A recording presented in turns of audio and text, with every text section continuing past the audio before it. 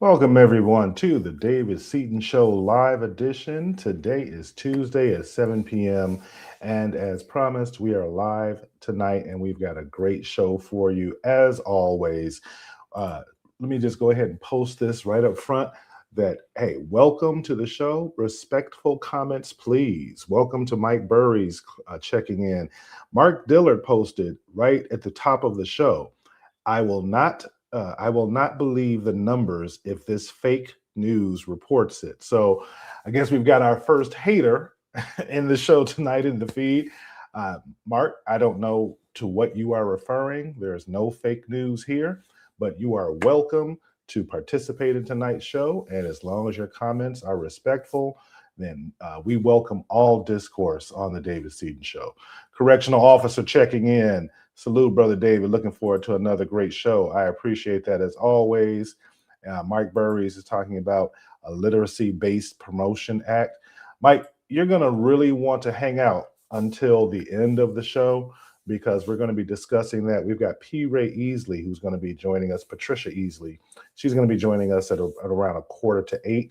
And you're really not going to want to miss that. I don't think that people really understand how dire the situation is right now with the state of education. So definitely hang out until the end so you don't miss that. Again, share the show. I appreciate it. Hey, Laura chimed in. Ooh, a hater. Love that for us. Yeah, we welcome all haters. And as a matter of fact, I might pick one of you to put a link into, in a private message directly to you so you can actually join us on screen. So I love having discourse with individuals with whom I disagree. And I like having a spirited, dispassionate, fact-based conversation. And that's what we do on the David Seaton Show. But without further ado, I'm not going to hold our first guest on. Oh, wait, he did. Looks like his device disconnected.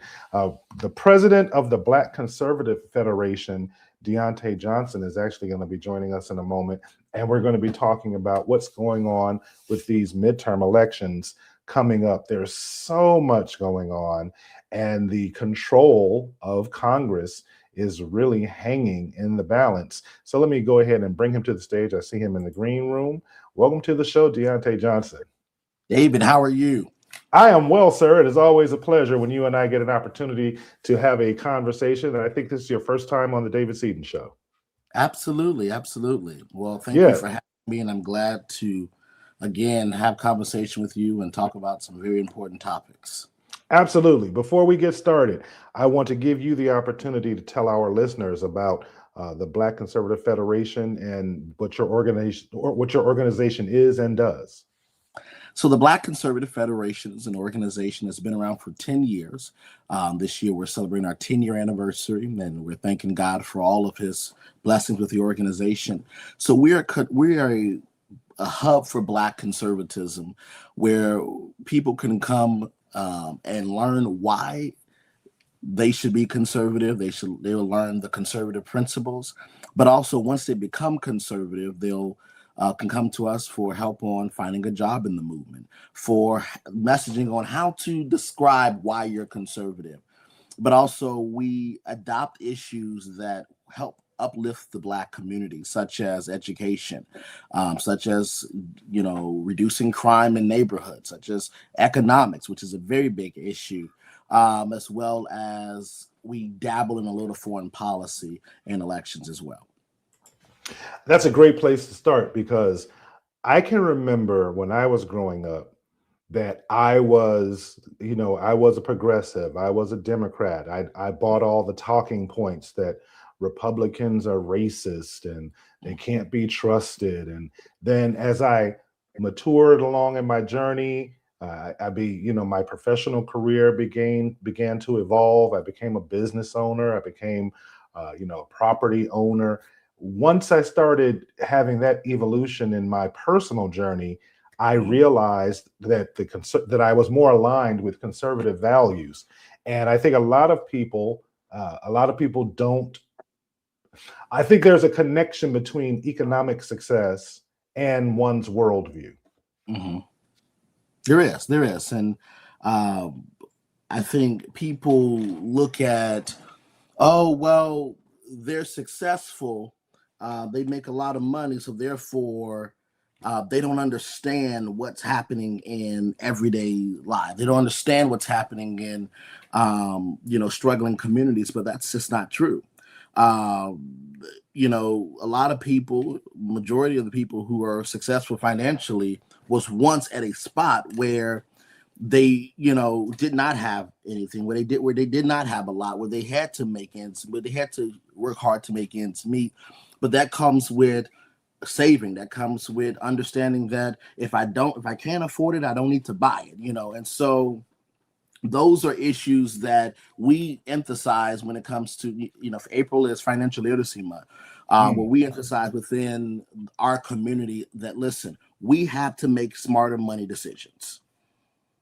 And that's interesting that you say that, because I actually quoted this a few shows ago. John Hope Bryant, Mm-hmm. he's big into financial literacy for African Americans, and he often quotes this statistic that 50% of African Americans have a credit score below 620. Mm-hmm. And if you have a credit score below 620, you're going to be locked out of a lot of the more lucrative opportunities in commerce.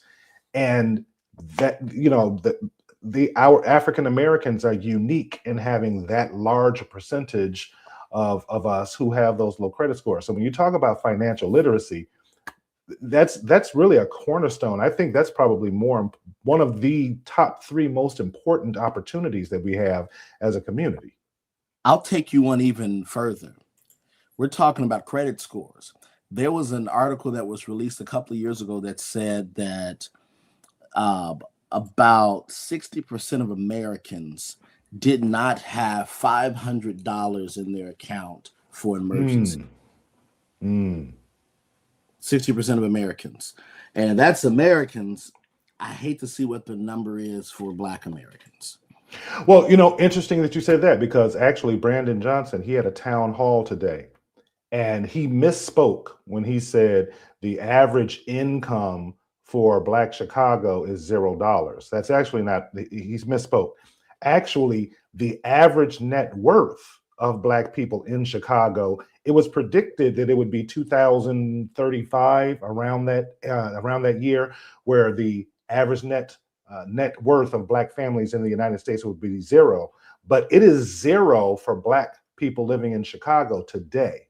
The average net worth of Black people who live in Chicago in 2026 is $0 today. If that doesn't yell through a bullhorn the dearth of financial literacy, I don't know what does. So I want to challenge that number. There's 2 things. If I'm the mayor of Chicago, I would never tell anybody that publicly. But I want to challenge, where does that data come from? No, that data comes from, again, whenever someone fills out a job application, you put down just basic demographic information. So you answer questions about your race, about your gender. You put down your address, so you have your zip code.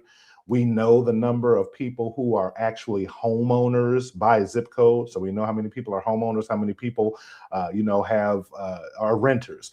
We know based through ADP, they're the largest payroll company. So they're able to verify if people are putting money into a 401k or not.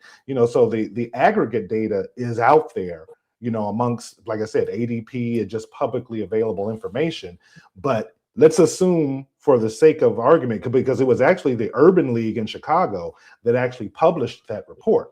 So that was information that was actually generated, by the Urban League. It wasn't some, far right wing, think tank or something.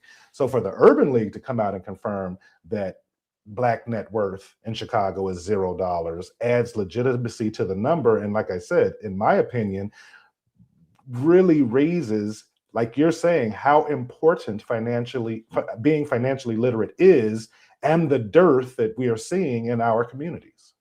So, and I just want to pull up some census data.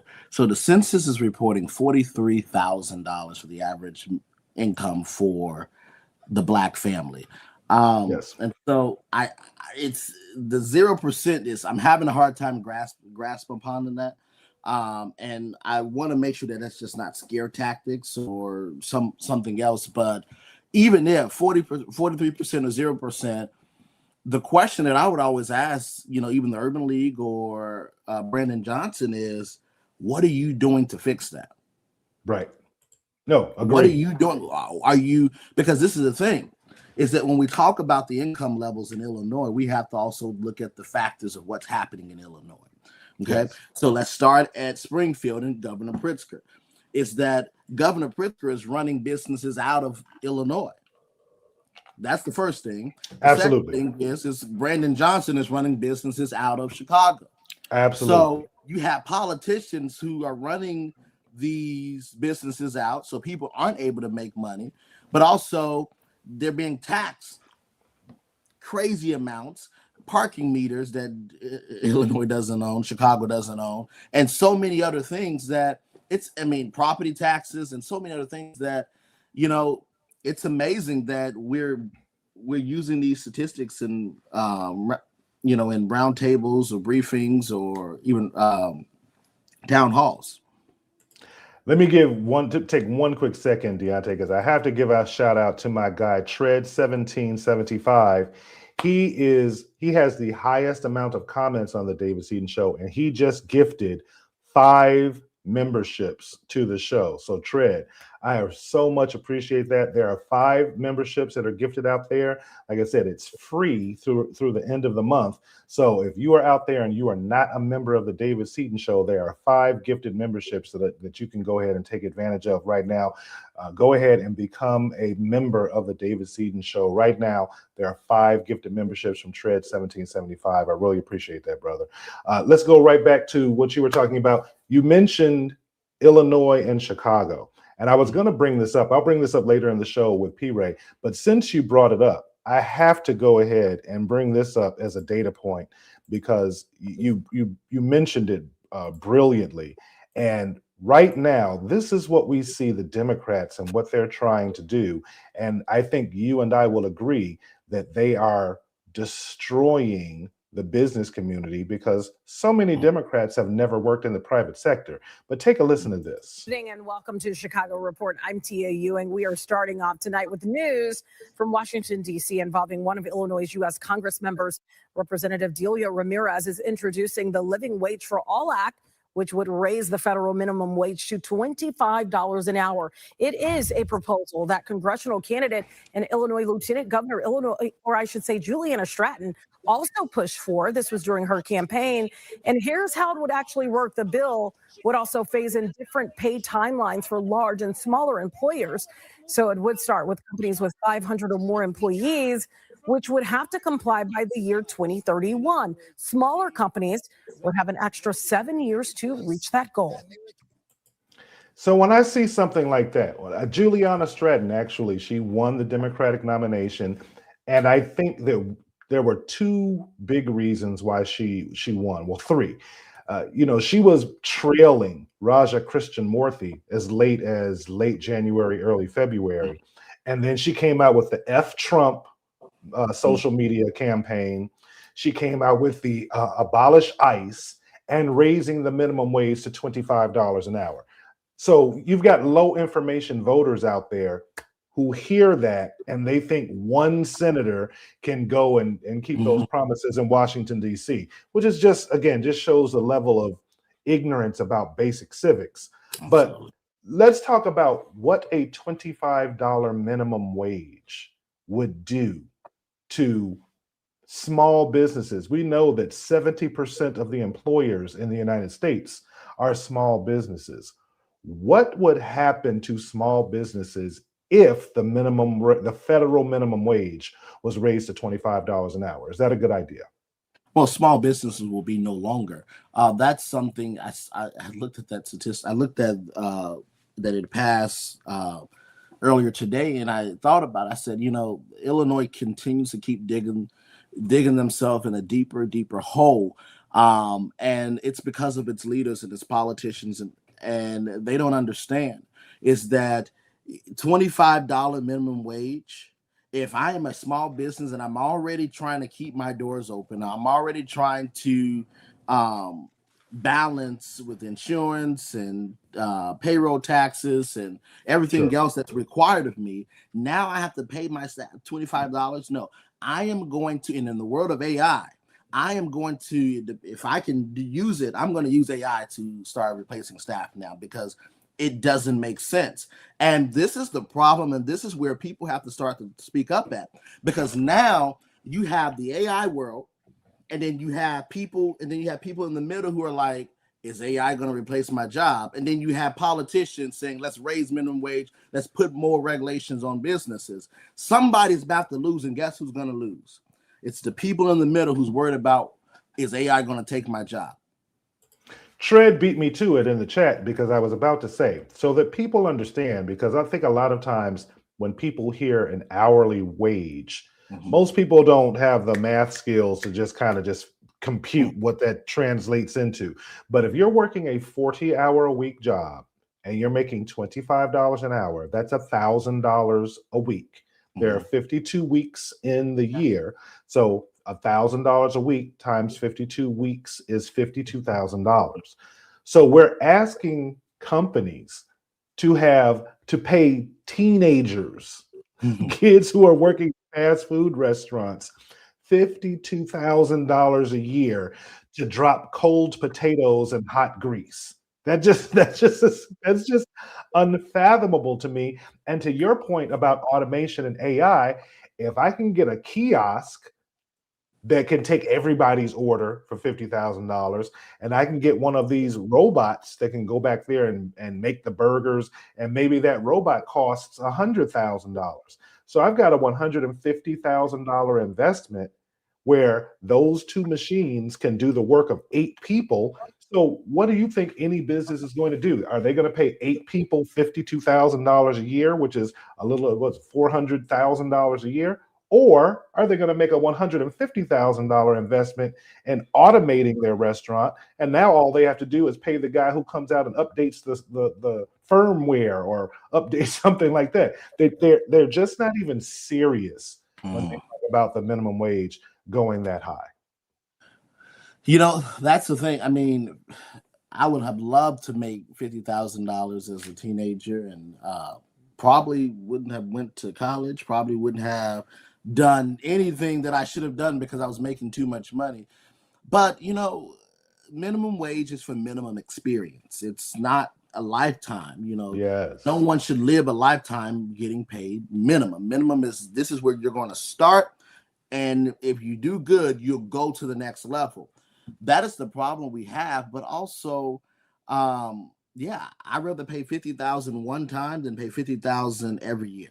And so as a business owner, I'm going to pay $50,000 for a machine that one time, and then, you know, I'm done. That's one cost. I do the maintenance, but it's cheaper than having to constantly pay every year. And, you know, I just don't understand why people don't understand that minimum wage does not save you anything, because there's always going to be someone on the bottom.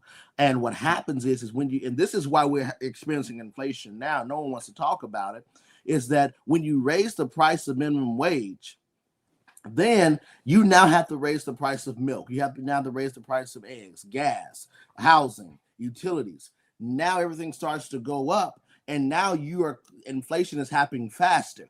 People wanted to blame COVID. They wanted to blame President Trump. They wanted to blame even President Biden for inflation. But you really got to blame these municipalities that are constantly shooting up minimum wage constantly, because now these small businesses have to be able to function. So they got to raise their pricing. I'm glad you brought up the pricing example, because I went to Wendy's the other day and I got a bacon double and I got a medium fry. And I can plainly remember, and I'm sure you do, Diante, I can plainly remember when every fast food restaurant had a dollar menu. Mm-hmm. You could go get a fry and a burger and a drink, and you would pay between $3 and $4. Mm-hmm. I just got a hamburger and a medium fry, and it was between $8.50 and $9. So and to your the point, burger's smaller, by the way. And the burger is smaller. But to your point, if Wendy's has to pay the now $15 an hour minimum wage that's statewide in the state of Illinois, if they have to pay their employees more, they have to charge more for their products so that they can afford the wages. So as you said, I don't know why people think that they should be, that the minimum wage should be $52,000, but you should still have a dollar menu. That doesn't even make sense. Part of the two biggest expenses that every business has is taxes and wages. And if you take wages, and I'm not even making the argument about whether the federal minimum wage should remain $7.25. That's a separate argument. But over taking the minimum wage to over 300% of where it is right now, even if you phase it in over 5 or 6 years, you're still going to have that lag of whatever those services or products are. They have to be more expensive because the price of wages goes up. Yeah. I mean, it's simple economics, and I really need people to understand that. And so while politicians will say we're trying to help you and we want that you to be able to match the cost of living, you're never going to match the cost of living because it's going to continue to raise. And the politicians that say that they're out to help the people, all they're doing is raising up the cost of everything on, the people that they represent. And so I'm going to be very interested to see where this 25. I think that's higher than New York, actually. And Chicago is not the highest place to live in the country, not one of the top 3, and it has the highest minimum. It's going to have the highest minimum wage, so that's going to be interesting. Yeah, Illinois is trying to take it to 28. New York, and then out in California, they're trying to take it to 30 by the time the Olympics gets here. And here's the larger point. I don't want to belabor the point, but here's the final point. You can raise the minimum wage to $25 to $50 to $100. But if the minimum wage is $25 and you make $25 an hour, you're still making minimum wage. So if you want to make more money, it's the responsibility of the individual to come to the marketplace with skills that an employer is willing to pay a premium for. Yeah. There are plenty of 6-figure jobs in this economy, but you have to be qualified for those opportunities. No one owes it to you because your rent is X. That's not how employers figure out how they're going to pay you. Well, how much is your rent? How much is your car note? How much are all your expenses? Okay, let's divide that by, multiply that, and that's how we're going to negotiate your salary. No, you get paid based on the worth that you bring. So that said, we know there are going to be some people who are arguing about affordability, and they're going to make, comments about, the people who are very rich. I love it when I hear people criticize Elon Musk and say he's a welfare queen because he has all these government contracts, and most of them are through SpaceX.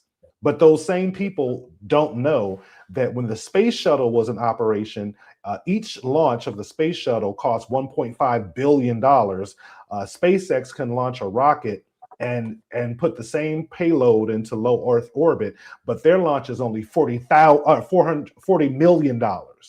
So that's the reason why the U.S. government, gives contracts to SpaceX, is because they were able to show, hey, you don't have to spend 1.5. We can do it for 40. That said, these are going to be the issues that are going to determine the outcome of the midterms, and the midterms are just right around the corner. It's going to be May this Friday, so it's going to be right around the corner. What are your feelings? Are you looking at the data, and what are you seeing right now in terms of, is there going to be this blue wave that you're starting to hear whispers about, or do you think that there are still enough people who are not buying into this pie in the sky thing that Democrats are selling, and that the Democrats may or may not take control? What are your thoughts? So the first thing, when people talk about Elon, and I'm glad you mentioned government contracts, because one of the things with government contracts that people don't know is over 7,000 Black business owners receive government contracts. And then it's not small dollars, it's in the millions. I think it's equating to over like $10 billion. So let's start there. But when we talk about the midterms, yes, let's be honest. There's affordability issues. There's issues when it comes to people who lost jobs due to Doge. There's issues where people are looking at when it comes to the war. And so there's a lot of things, a lot of factors that people are looking at when it comes to what's going to happen this midterm. But what we're seeing is Democrats don't have a real platform. Their platform is anti-Republican, and that's it. But they don't have a real platform. You ask them what they're going to do. Oh, I'm going to challenge Donald Trump. You know, you ask Julia Stratton what's her plan to if she's going to be United States Senator. F Donald Trump, fire eyes. That's her platform, but she doesn't actually have a platform. I just want people to tell me, what is the Democrats' platform? They have went years, 10 years to be exact, at least, where they have not given a platform on what they're doing besides opposing Donald Trump. So that's the first thing. They have to give a platform. But the second thing is that a big demographic that turned out in numbers and came for the Republican Party in 2024 was Black men. The Democratic Party still has not touched their Black men issue. Democratic Party has a Black man issue. And I hate to talk about this sore subject, but Democratic Party have a Black man issue so much. And this is not me making light of the situation, but this is me explaining the situation of what we saw in Virginia with Justin Fairfax, Lieutenant Governor Justin Fairfax, who killed himself and killed his wife. This was because the Democratic Party pushed him out of the party. They planted sexual assault charges against him so he wouldn't become governor, and they ruined this man's life. The Democratic Party has an issue of ruining Black men, from the prison cells to the birth room to even in government. So there's a problem that they have to fix that they have not yet addressed. So Black men are sitting there and they're still making the decision based on their values, not based on emotions, not based on anything else, because the Democratic Party has constantly told them that they don't care. And so Black men are still showing up in large numbers to vote Republican. That's the first thing. The second thing is that, you know, people are feeling what's happening, but they don't want to, a lot of people don't want to admit it because they're afraid of being ostracized. But there are changes happening. Economic changes are happening. And yes, it was going to get sticky before we cleaned it up, but we're now cleaning it up and we're seeing amazing change. You are absolutely right. I cannot tell you the number of times that I've had a criticism of someone on the left, and what the visceral response is, but what about Trump? Mm-hmm. I was on terrestrial radio during the primary night, last month, and I said that Toni Preckwinkle, she's a septuagenarian. We don't need any more septuagenarians. I said, Robin Kelly, 69. If she had won, she would have been 70 years old by the time that she got seated in that Senate seat. And then she's going to serve for 6 years. She'll be 76 years old. It's time to pass the baton. And the only response I got on that panel was, well, Donald Trump is old. It's just so sad. The Democrats are so pitiful that after this last presidential loss in 2024, they had a caucus where their main topic of conversation was, how do we talk to men? That's how out of the mainstream that they are, that they don't even know how to craft a message to talk to half of the electorate. Yeah. The problem is that you have women who are leading the DNC, and you have immigrants who are the main topic. And so you can't, there's no place for Black men in the Democratic Party. There's no place. You have women, LGBT immigrants, women, LGBT immigrants, LGBT women. That's all you have.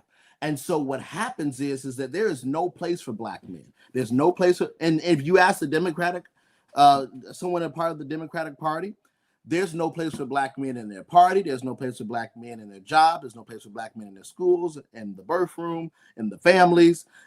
It's all, I mean, it's just removing black men. The Democratic Party's agenda has been the removal of black men.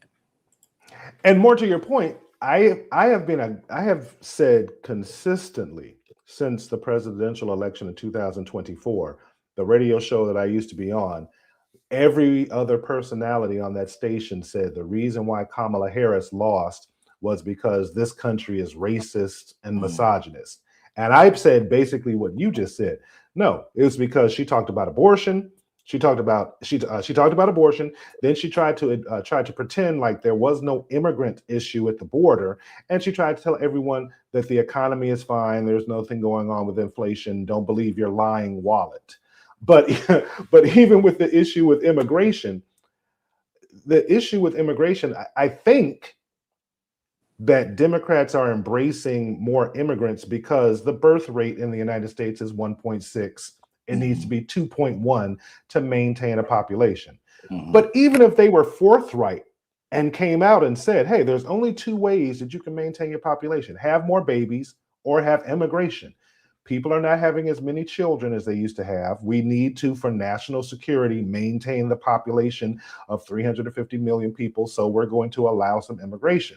But that's not what they did. They just told people, don't believe your lying eyes. When people here in Chicago, we're having arguments every month because then Mayor Brandon Johnson was spending hundreds of millions of dollars on these people who were here illegally, and people naturally were angry about that.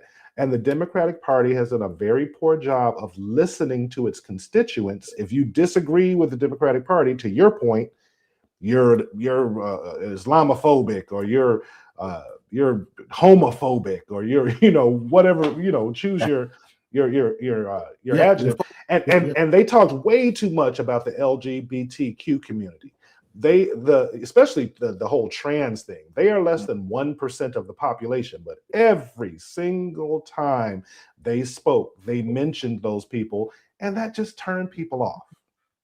Yeah, but that is the thing that we have. We have the LGBT community, but you also have, I mean, Kamala didn't even campaign to black men. I mean, bringing Meg Thee Stallion or Cardi B or whoever she brought, and Beyonce, that wasn't campaigning to black men.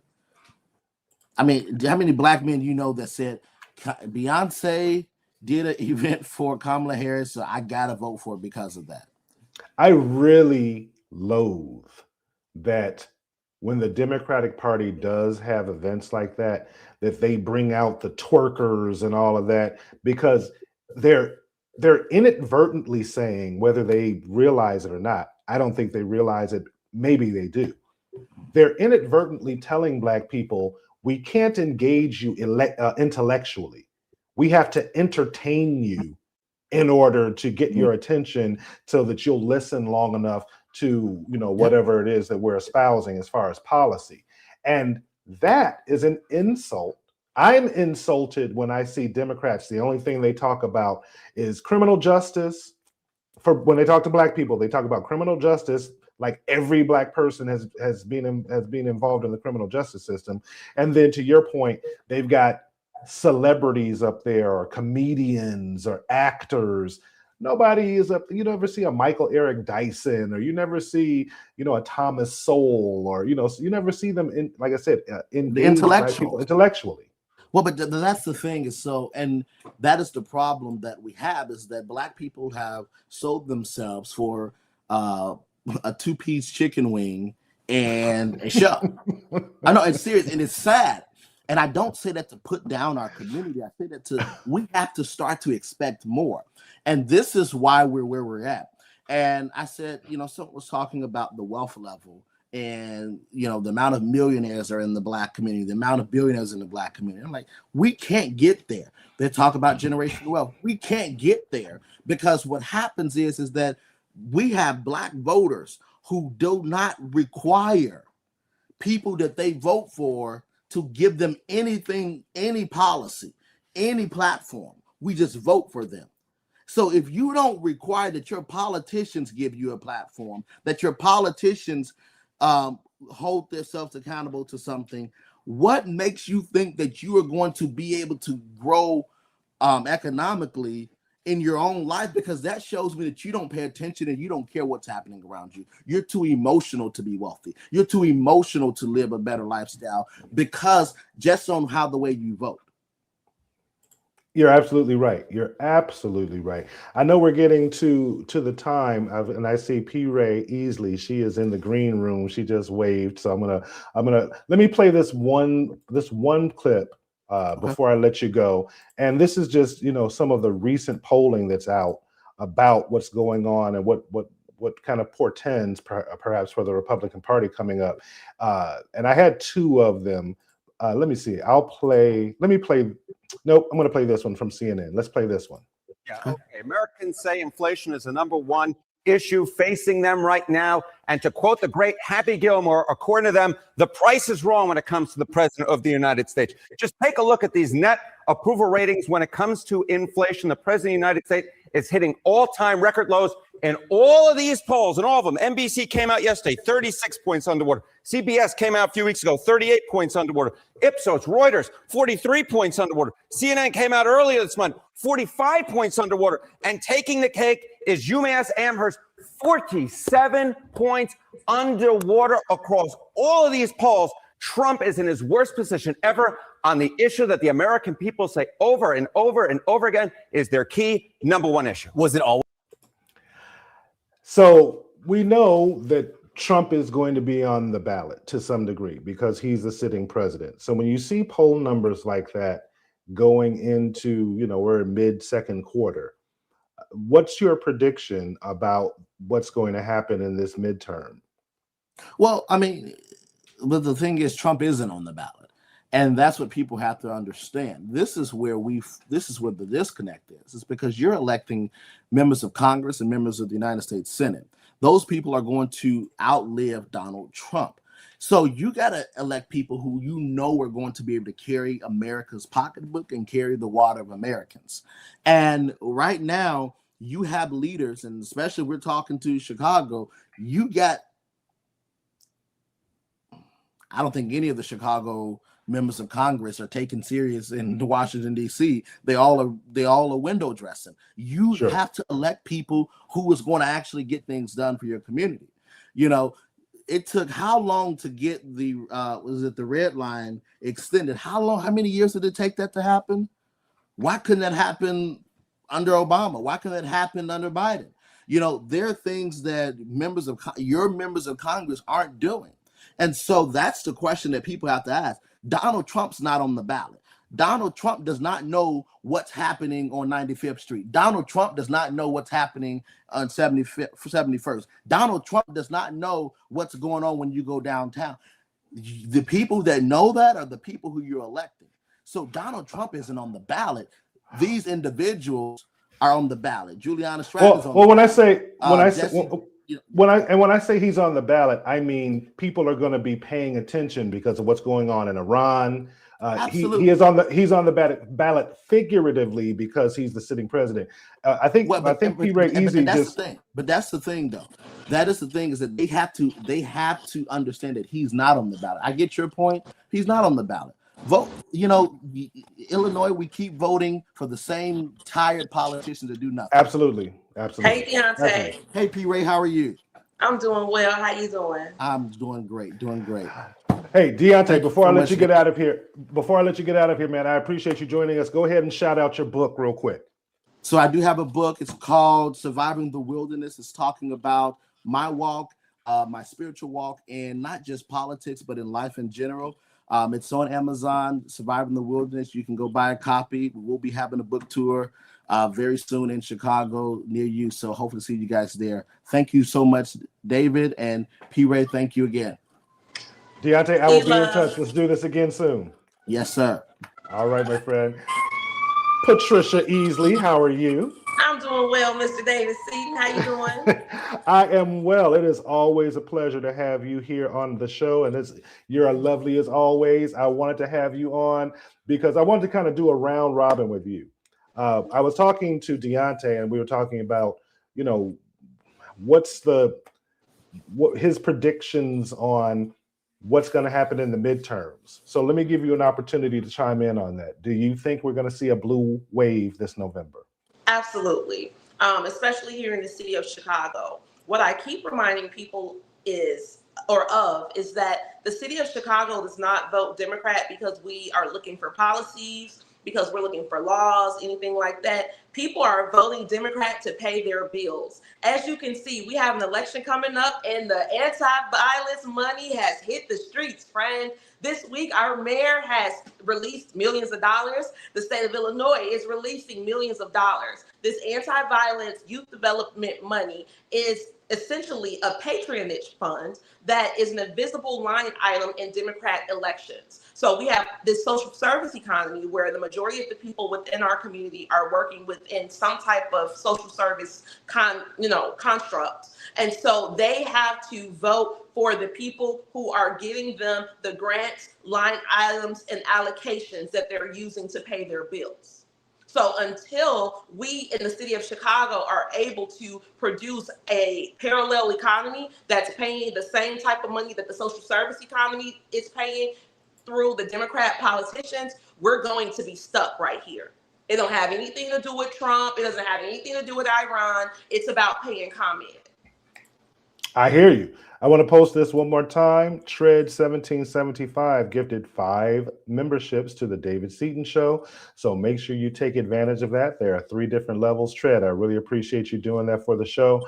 Like I said, become a member and you're going to get some extra perks. We'll probably be doing some private meetings with P Rae where we can kind of let our hair down a little bit more and be a little bit more candid about some of our things. But definitely do that. Like I said, become a member. I want to talk about, I just shared this with Diante right before you joined, and it's about this very, very silly, I mean, almost comical thing that you've got this handful of Democrats who are trying to push to raise the minimum wage. I've got to give you an opportunity to comment on this. Take a listen. Good evening and welcome to Chicago Report. I'm Tia Ewing. We are starting off tonight with news from Washington, D.C. involving one of Illinois' U.S. Congress members. Representative Delia Ramirez is introducing the Living Wage for All Act, which would raise the federal minimum wage to $25 an hour. It is a proposal that congressional candidate and Illinois Lieutenant Governor Juliana Stratton also pushed for. This is during her campaign. And here's how it would actually work. The bill would also phase in different pay timelines for large and smaller employers. So it would start with companies with 500 or more employees. So you're a business owner. I'm a business owner. What are your thoughts about this Democratic? Number one, when I hear Democrats promise people, send me to Washington and we're going to raise the federal minimum wage to $25 an hour, that always irritates me because they're playing on low information voters, number one, Correct. because they can't do it. But more importantly, number two, raising the federal minimum wage to $25 an hour would eviscerate the economy. What are your thoughts? I agree. I have a finance degree. So I'm speaking as someone who has a finance degree. I'm speaking as someone who has FINRA investment licenses, who worked at an investment firm as an investment advisor for 7 years and a private banker. The problem with this is that this is what creates inflation. When you raise the minimum wage to $25, that doesn't mean that the rest of the goods and services in the economy are going to remain at the same level that they're at. Everything is going to adjust up. So I think now the federal minimum wage is like $8 or something like that. If we were to augment that by $17, everything else is going up $17. So They don't understand inflation. They don't understand how money moves. They don't understand how that impacts business owners. Even with the city of Chicago passing this minimum wage for tipped workers. Well, now we have restaurants closing all around the city because these business owners cannot afford to pay minimum wages in the city of Chicago, which are substantially higher than the federal wage, and make a profit. This happened during Obamacare in a different way. Back then, when Obamacare was initially written, they stated that if an employer gives someone more than 30 hours of working, 30 hours or more, they were mandated to give people health insurance. Well, what happened, guys, is that employers just stopped giving full-time jobs. They were actually giving people 29.5-hour schedules so that they can get around that mandate, which then forced workers to get multiple jobs in order to make a full-time check, and then you still didn't have health insurance, and then you had to pay a fine. The same thing will happen here. If we're paying the workers at McDonald's $25 an hour, how much do you think a Big Mac will cost?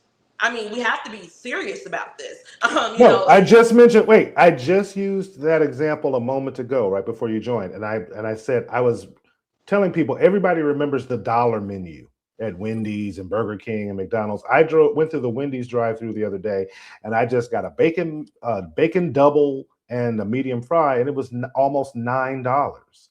And so I don't even go through fast food drive-throughs that often. I'll do it, like I said, if I'm going to be out and I just got to grab something. But the reason why the dollar menu went away is because you can't afford to pay employees $15 an hour and still sell burgers for $1.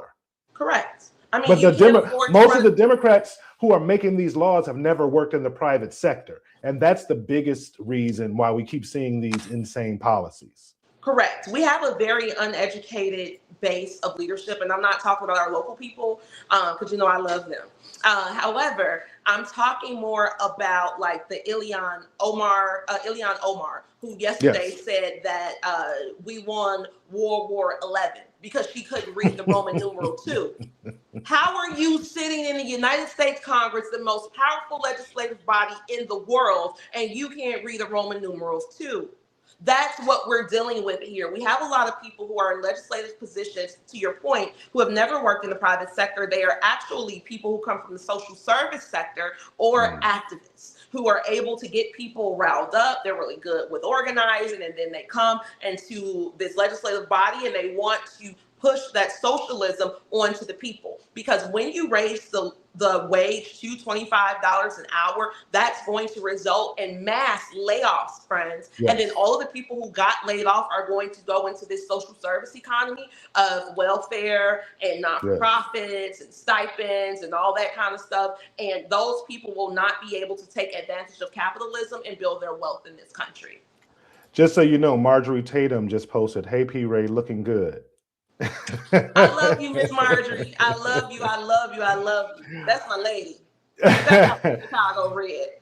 I think this is kind of a segue, but since you talked about individuals migrating into the social economy, I think we're at the point now where we need to implement some more drastic measures as it pertains to welfare. I think we need to do something where, there's a lifetime cap. Hey, you only get to participate in the welfare system for 7 years. You have to be 26 years old before you can, enter into the system. If you're a single, why you gotta be 26? I think 26 specifically because that would decrease, I think, single mothers, because you have this population of, let's just be frank, you have this population of young girls who plan, hey, as soon as I turn 18, or they get pregnant so they can have that baby when they're 18 so they can go get Section 8 and move out of their mother's house and get on food stamps, blah, blah, blah, blah, blah. I think if we had the age of entry, if we raised the age of entry, it would force some of these individuals to make different decisions. And if they had to wait until they were 26 before they could enter the welfare system, they will have already established themselves in some other way where they could make better life choices. But even I totally disagree. I had my daughter at 24 years old on a medical card in a tub of water at West Suburban Hospital, which is now closed, and we could talk about that as well. And I had a college degree. I had a finance degree. It's just that at that time it was more economical for me to, utilize the social systems. And when I was able to do better, I sent a letter to my caseworker at IDHS. I got a job now. Please remove me from your roles. Thank you for your stamps and your medical stuff, right? Okay, so start right there. So I'm glad you said that. you are not the target market I of understand that, of but this. Now, I'm talking about the woman who I'm talking Lil about Mama, I know Lil Mama. yeah, Lil I'm talking Mama about don't the want to sit on stamps her whole life. Let me right. tell you, You we said we that you had your first baby at 24. I'm talking about the woman who turns 24 and she's got 6 kids so by 6 different men. let me tell you about a girlfriend that I have. And I use her as an example all the time. I have a girlfriend who had her first baby at 14 years old. Her baby daddy was 13. And and we all lived on the same block. So everybody like, what? She got a baby? Let's rock her. But I say that to say that the families of those 2 children who had that baby really stuck with them and made them come together as a family. So she was a year older than him. So she graduated from high school. Then he graduated from high school. They ended up going to Eastern or Western University. There they had family housing. So they lived together, the 2 of them with their baby. They both graduated. Then they went on and got master's degrees. Now they live in Georgia in a brick house built from the ground. I think that if we supported our people, our mothers, no matter what level you at, if you 14 or you 41, you somebody's mama. And we need to help people understand the value of motherhood and the value of our wombs, because we treat, there's different tiers to how people treat you based on how they view you as a mama.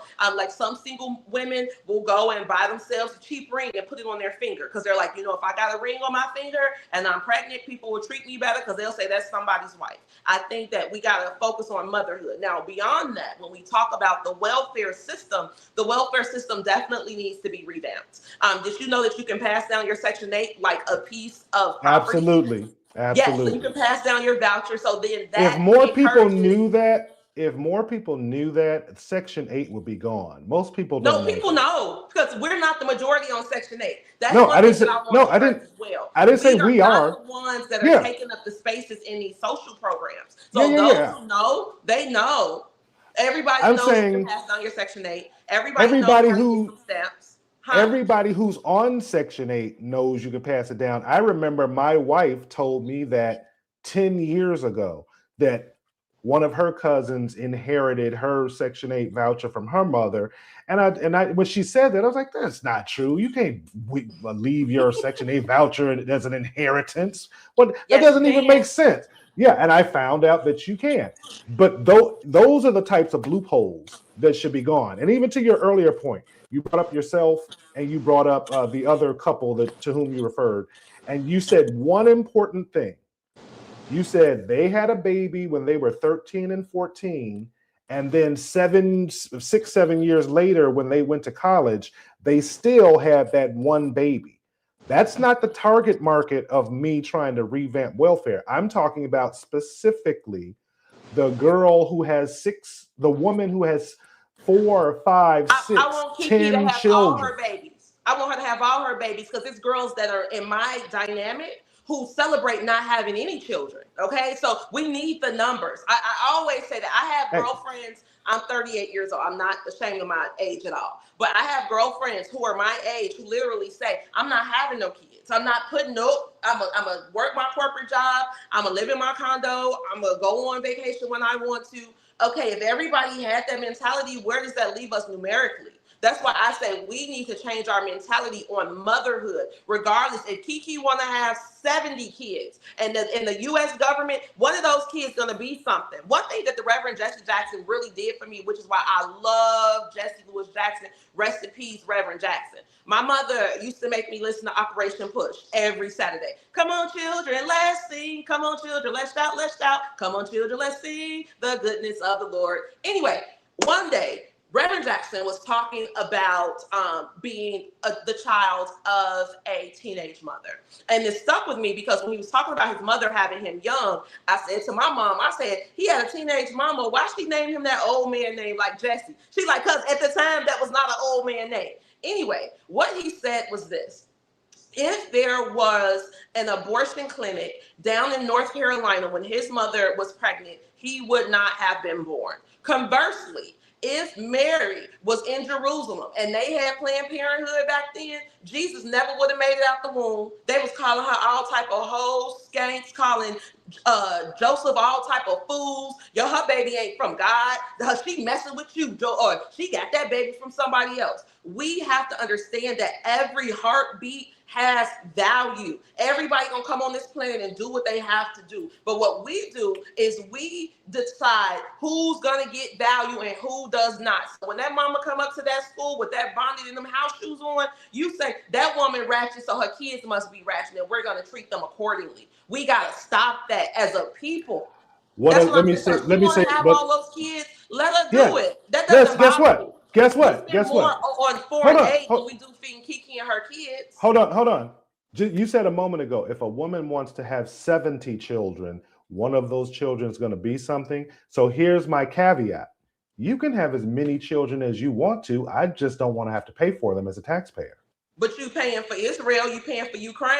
That's not the no. Wait. We got to prepare for war with Russia with our tax dollars to fight their war. Patricia, sir, that's a separate conversation. If you want to have it, wait, hold on.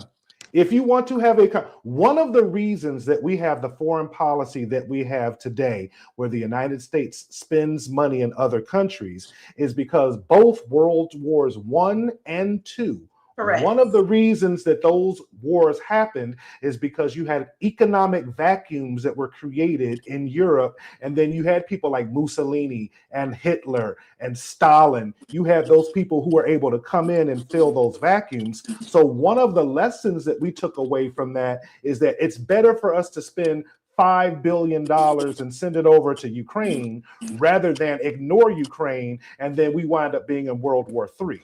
That's a foreign policy conversation that's talking about. But what I'm saying wait. Go ahead.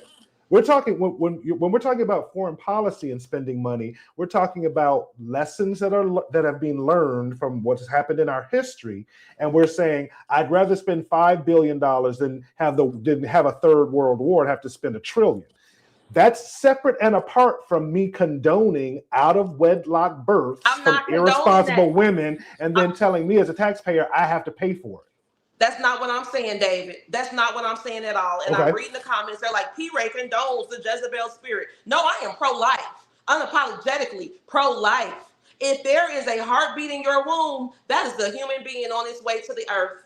I don't care about how it got here. Now, if something's wrong with the baby or something's wrong with, the mother, it's going to cause the mother harm. That's one conversation. But to say that, this heartbeat does not have value because this mother did not create it within this construct, I can't accept that. And that's what I'm saying. Wait a minute, David, because I let you speak. Okay. Hold on. Well, you ain't let me speak. Yes, I am. But no, for real though. But what I'm saying is this. And I learned this from my parents, because I used to have that same conversation. When I say the same, all we listened to in my house was WVON, and that's what they talked about. So I would talk about this to my parents, and I would say, I have cousins that have 5, 6, 7 kids, and they just popping them out, and I would say, we got to pay for all these kids. And my daddy said, nope. Until they talk about that money that we spending in Europe, until they talking about that money we spending in Africa, South America, Asia, I don't want to hear about them complaining about no food stamp money, because that money is coming from the American public. And that's what I'm saying. I would rather feed fellow Americans than build schools abroad. You understand me? With my tax dollars, and that's what I'm saying. So when we talk and I hear you. Hold on, David. When we talk about revamping welfare, it should not be in the context of making sure that people are having babies within a construct. It should be based on the fact that we want them to be independent Americans. So we have to have a system that's going to scaffold them from being dependent on the government to completely self-dependent. And we can do that, but we have to value those people first. Them ghetto girls know how to get money. They know how to do hair. They know how to bake. They know how to clean up. They know how to do all kinds of stuff. Patricia, and they know how to move themselves from that. But people are not forcing them. Let me okay, so I'm glad you said that. Let me stipulate one point.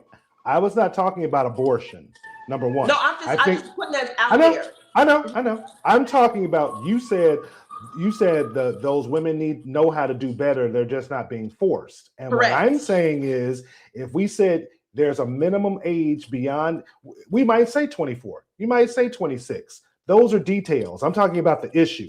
18-year-old unmarried girls should not be saying to themselves, I'm going to go out and get pregnant on purpose because I know if I do, I'm going to be able to get a free Section 8 apartment. I'm going to be able to get food stamps, and I can move out of my mother's house. And we as Black people cannot continue to see our communities being degraded and then used as the excuse that we send money abroad through our foreign policy. That's not the excuse. That has nothing. That has David, nothing I to. work in high school. That has every day. nothing. I ain't never met a seniors who said I'm finna have a baby to go get a Section 8. Because Absolutely what we know in the they city do. of Chicago, Absolutely what they we do. know in the city of Chicago is that CHA got a waiting list 25 years. I have never in my life, I've worked at 5 high schools. I'm working at one right now. I've never met no girl in that school or at these parks. I love going outside. Y'all know I'm a West Side. I love the fiestas. When I'm at the Fifis and I'm talking to the little mamas are not standing there plotting to get pregnant to go get a Section 8. Actually, when the little mama does get pregnant, the first thing that society tells her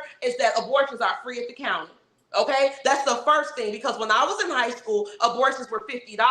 And my peers, now even though I went to school, at Whitney Young, I still have my West Side life.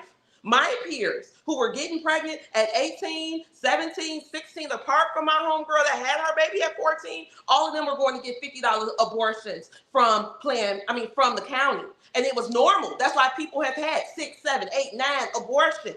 That's what I'm saying. So we cannot say that these girls are sitting around plotting to get these government resources. You can get a link card without a baby. You can sign up for low-income housing. You can sign up as a single person, as a low-income person, and go get yourself apartments. I got little mama friends who got 1 bedrooms and no kids. So that's not what they're doing. And I think that we make these scenarios in order to devalue different sets of people. And I don't do that. No, we're not. No, we're not. I'm not trying to devalue anyone. What I am saying is, and we know this is true.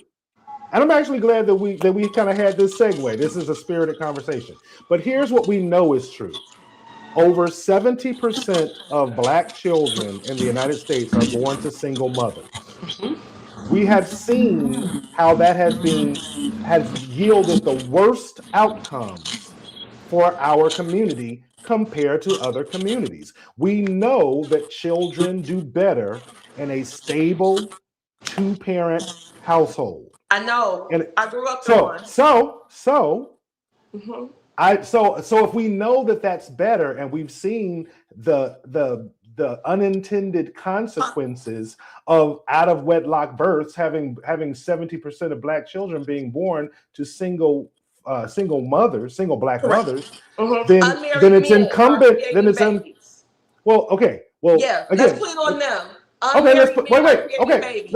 No woman who has a quality man in the history of the United States of America, there are no pictures of the U.S. government dragging these men out the houses as they're holding on to the door handle and they saying, "No, let me stay." Okay, no, people have abdicated their responsibility of caring for their families to the U.S. government. Okay, Patricia, wait, stop. Wait. I take a breath. I'm cool. Okay.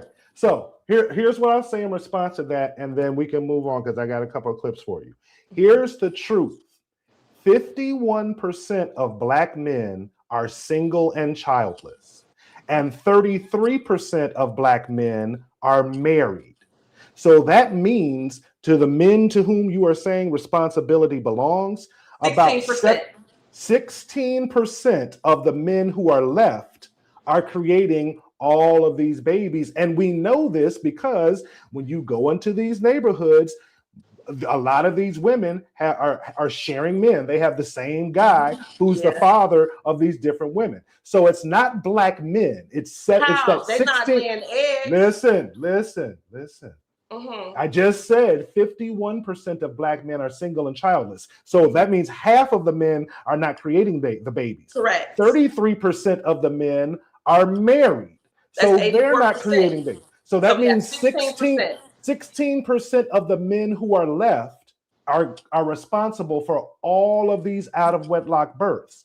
So You're talking about a minority of men. So you can't make a blanket statement and say men That need to 16% do is not anything. handling their business, David.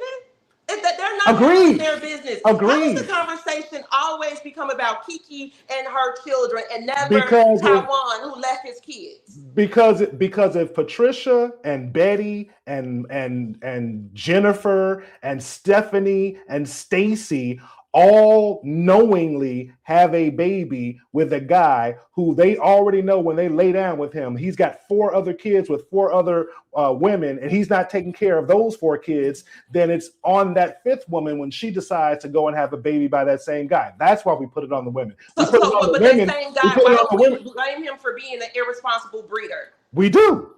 I've never heard that conversation. I've never heard the conversation. You know why?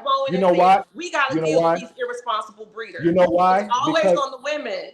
It's on the women because women control who is born.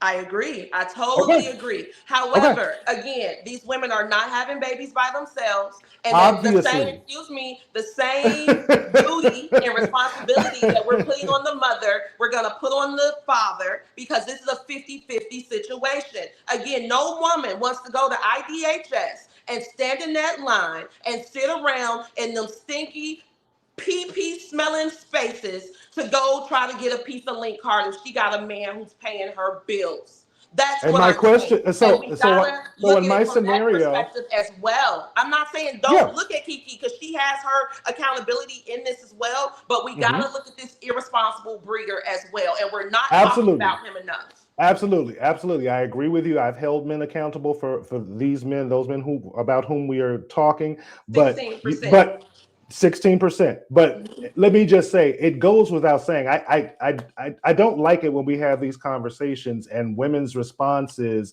well, she didn't get pregnant by herself. We're all adults. But we're adults. We know that it takes a sperm to fertilize an egg in order for a child to be conceived. It takes a male orgasm to conceive a child, correct? Right. But what I am saying is, back to my point, and then we can move on. If you are the 3rd, 4th, or 5th baby mama having a baby for a man, and you already know that man isn't taking care of the children that he already has, then that's low self-esteem. It means that you, as a woman in that situation, are willingly and voluntarily participating in a situation that you already see it's yielding suboptimal results to somebody else. So why would you subject yourself to the same pattern of behaviors? Pattern recognition. There's culpability on both sides, though. I agree. Yes, sir. Like I said, I'm not taking culpability away from her, but I just think that irresponsible breeder needs to be talked about just as loud as this woman who's choosing to have these children. Okay, let's go. We know the abysmal state of education. Yes. In the United States, it's worse in the Black community. Yes. I actually had Paul Vallis on last week, and he was talking about the math, the proficiency in math and in reading among Black children attending CPS specifically, but really statewide, is in the single digits. And proficiency doesn't mean that you're good at something. Illiterate. It means you're just good enough. But I found a friend of mine who's an ex-teacher. She actually left the profession. She sent me this video. It's about 60 seconds long, but I've got to let you see this because I want to hear your response. And those of you in the chat, check this out because this is just so sad. That were, who's this for? Extraordinary, but somewhat torture? No, explain what that means. I don't know. She wore a sahalat of clothes that were extraordinary, whatever, bro, but somewhat huge. What does that mean? She wore a lot. Wait, she wore. Bro, I don't know, bro. Can you take the card back, please? She wore a. Oh, baby. She wore a silhouette of clothes that were. Bitch, I don't know that word. I don't even know how to read. I don't know why. She wore a silhouette of clothes that were extraordinary, but somewhat gauche. All right, now what does that mean? I have no idea. Like his school was nice or something like that. She were a. I don't know what this shit say. I don't know what this shit say. I don't know what this shit say. I can't read it. Can't read it. Can't read it. Can't see that. Read that. What I saw that video and it almost brought me to tears. Not only can they not read, they're so casually indifferent about not being able to read. And so let me ask you the first question. Where does the fault lie about the state of literacy or lack thereof today? So I work at a high school, a neighborhood high school, 4 days a week. I'm not going to say which one because people are haters and they'll try to come at my little gig. However, one thing that I've learned in this school is that these children want to learn. I am the tutor for the AP Calculus class. There's an AP Calculus class happening in this neighborhood school. And then I'm the tutor for the trig class. And then I am in the history class. So me being in these high-level math classes, really seeing the effort that these kids are putting out. They're waking up every day, going to school, dressing up, putting their hair together, and they're going into that schoolhouse to get themselves a lesson. Okay, if they are not learning that lesson, that means that teacher did not properly push that lesson to that child. We are dealing with the soft bigotry of low expectations. There's a school here on the west side of Chicago. I'm not going to name it, but it's a charter school, and they are producing 0% math proficiency and 0% reading proficiency. Douglas Prep or Manly? It wasn't Manly, no. Douglas but there's Prep? a little girl, huh? Douglas Prep? It was not Douglas either. I'm so sick of people talking about Douglas, but that's a whole other problem. Okay. But there's a school, again, I'm not going to say it's not Manly nor Douglas, it's a charter school.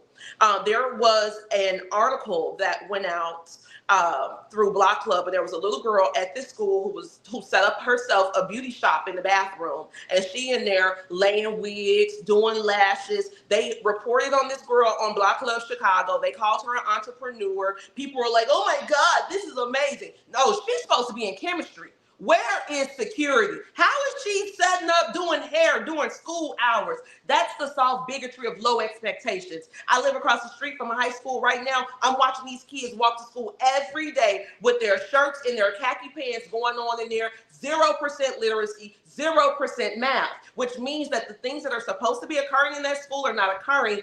And the parents of those children are not pushing the school to produce a better product. One thing that I talk about a lot in the conservative spaces, especially on Twitter, when everybody wants to like rag on CPS and it's such a terrible district, we should shut it down. No, if the children who go to Douglas, I think there's 68 kids in Douglas right now. If you do not have 68 mamas, if you don't got 40 mamas, if you don't got 15 mamas saying, wait a minute, I'm sending my child to school every day. They not getting nothing up out of here. Y'all got to do better.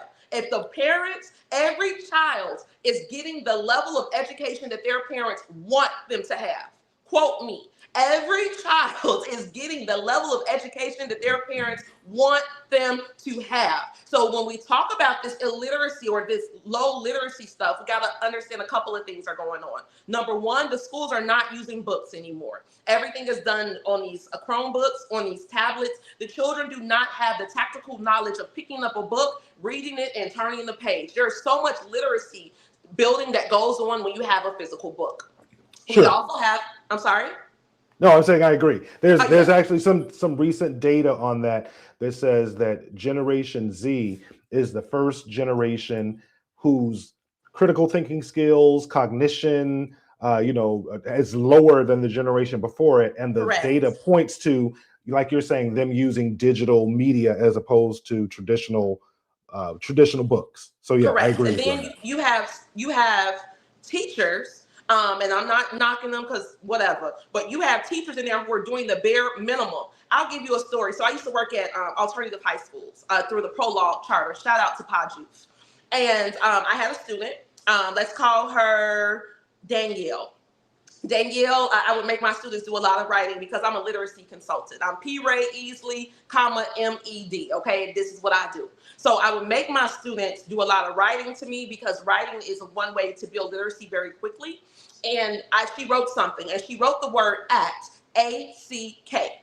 Okay, because this is how she's pronouncing it. So I circled that word and I slid it back to her, and I said, Danielle, that word is act. T, A-C-T, act has a T on it. She said, I know you lying. I say, it's okay, girl. Now you know. She said, no, it's not okay. This is a 3-letter word. So she had an IEP that allowed her to stay in high school an additional 2 years. So she was actually like 22, 23. She's like, I am a woman that is 22 years old, and I did not know how to spell this 3-letter word. Why didn't they tell me this before now? I said, well, now you know. She said, no, because what else don't I know? What else have they been pushing me through? I feel so embarrassed and low right now. And that's why we're dealing with this. It's the soft bigotry of low expectations. They don't I want think our that's part of children it. to know how to read. No, I don't think. I don't think. I'm telling you, I'm in the school. When I hear, hold schools. on. When I hear people say they don't want our children to learn how to read, that's a cop out. Because How so?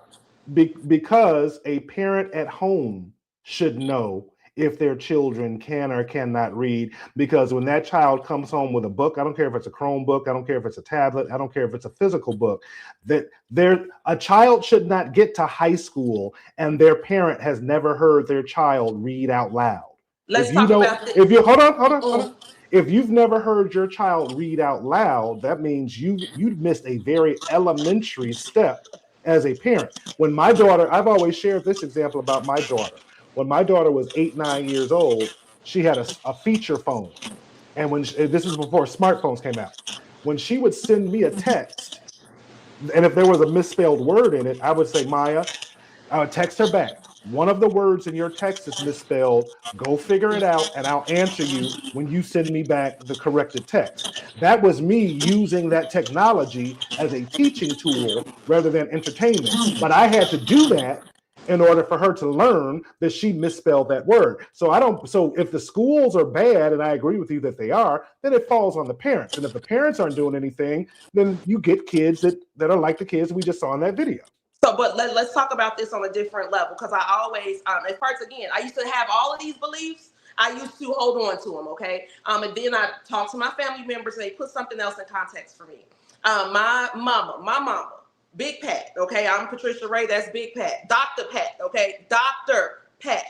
Dr. Pat had a mama and a daddy who had a 3rd grade education and a 6th grade education. All they knew how to do was handwork, okay? My grandma said we came up here to work. My mama went to Dvorak Elementary, where she learned how to read.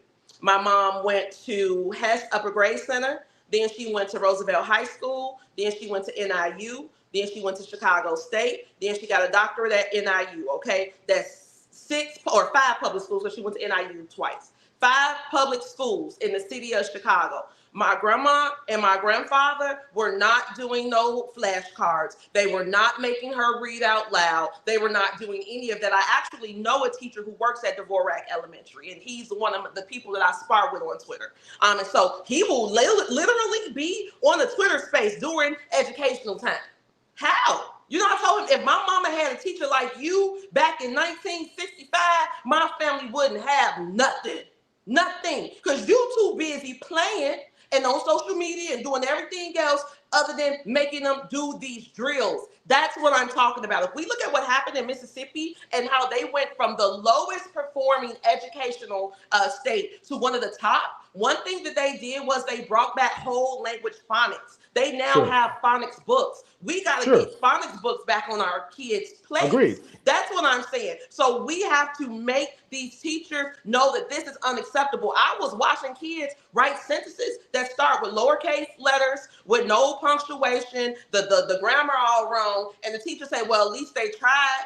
No, ain't no at least they tried. They are here to learn a skill. And conversely, when I'm in the schools, I see, now we got this growing Hispanic population.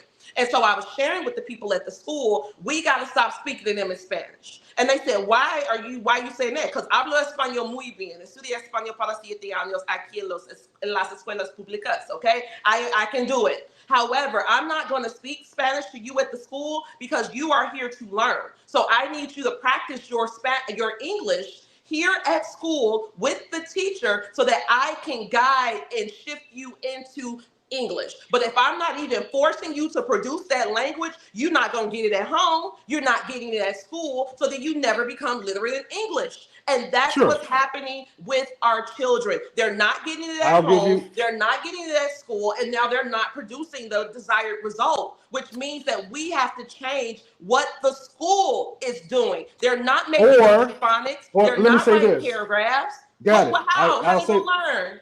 I'll say this again, and I'm talking about David Seaton. Yes, sir.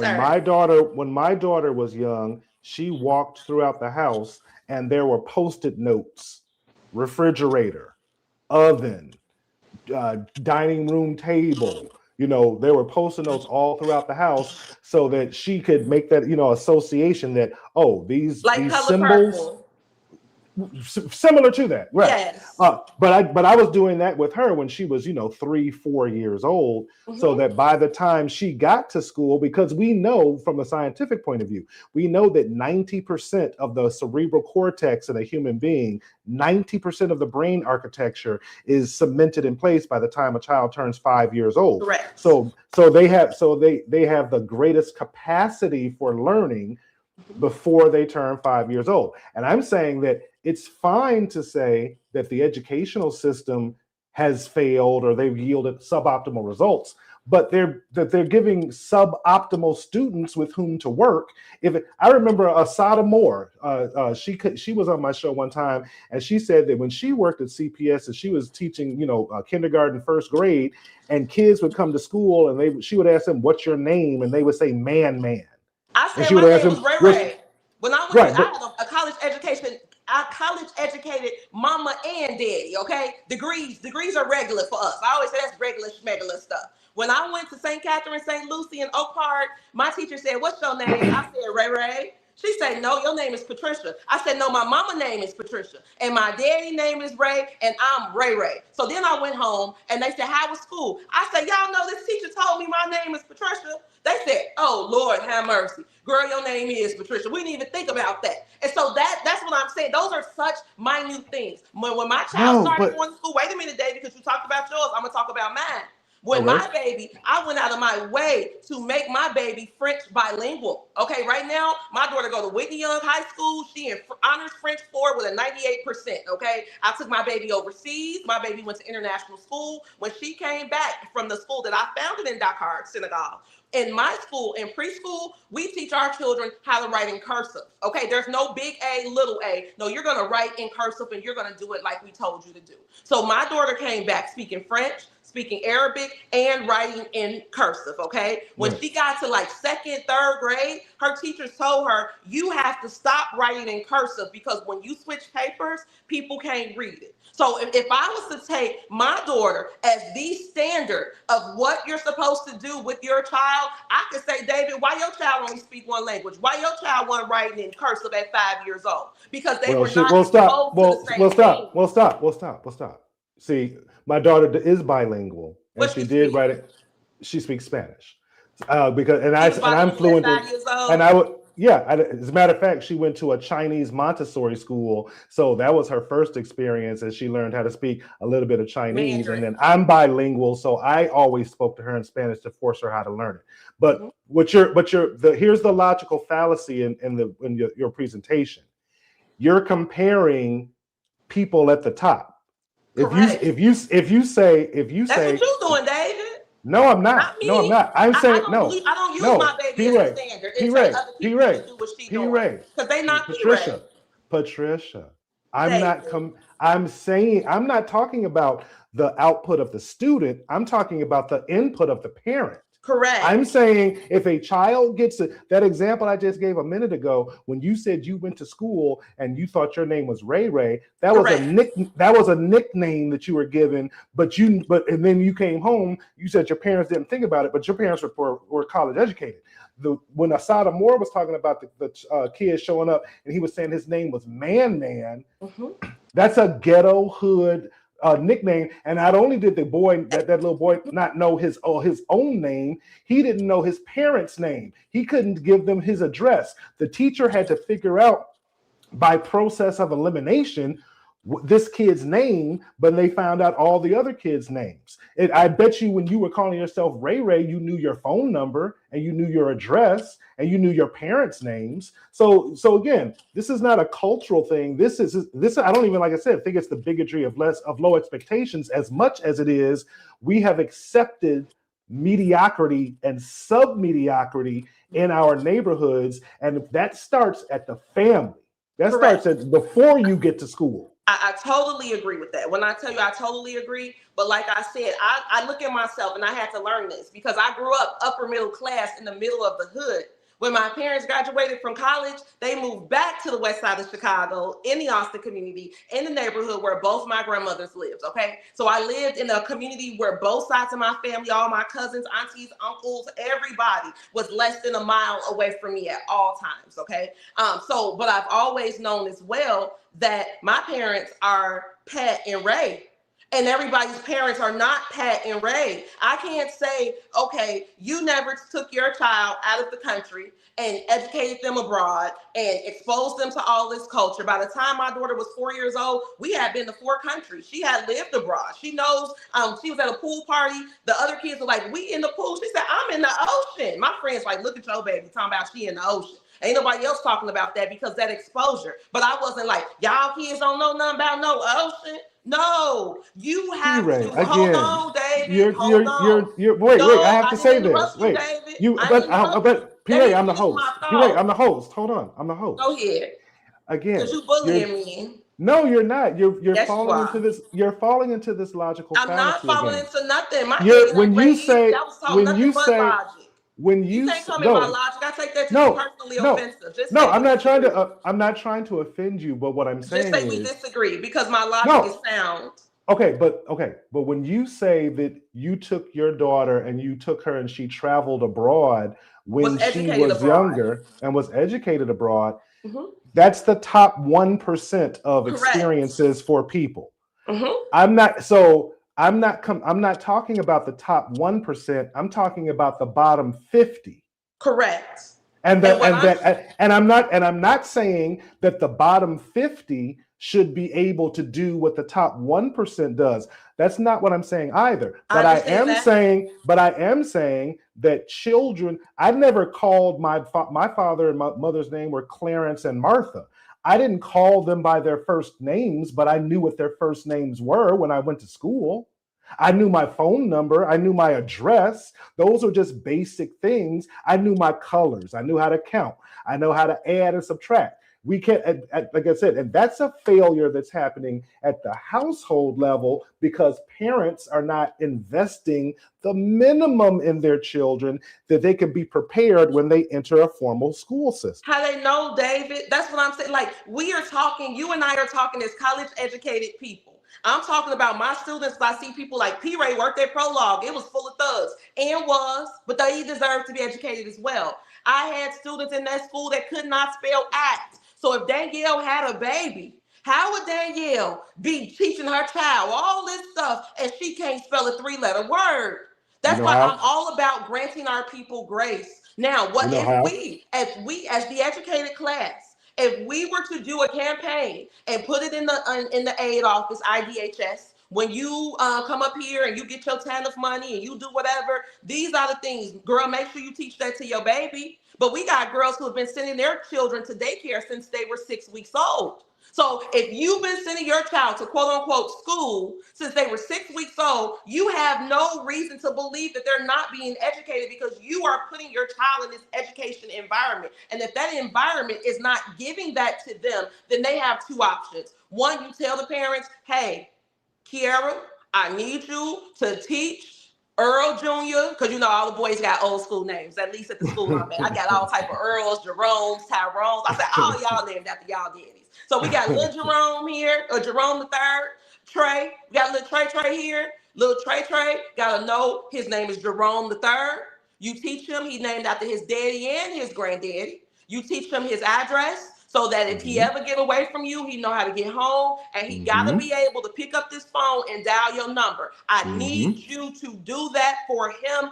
You know, that's one of the things we got to do. Some daycares do that. Some daycares do not. I think that those children who are completely ignorant and don't know anything, that is a very small minority of children, because we have people who have all of these. How are they going to daycare? How are they going to daycare and the daycare not teaching that? I've worked in daycares. I know that in the toddler room, that's what they're teaching them. I know. Then explain to me how the reading and math scores that Black children are graduating from CPS at a rate of 78%, and they're graduating and they can't read and they can't do math. Somebody passed them on, didn't they, David? Right. So you just said they have to be learning in preschool, but then you're capitulating that they're graduating and can't read and do math.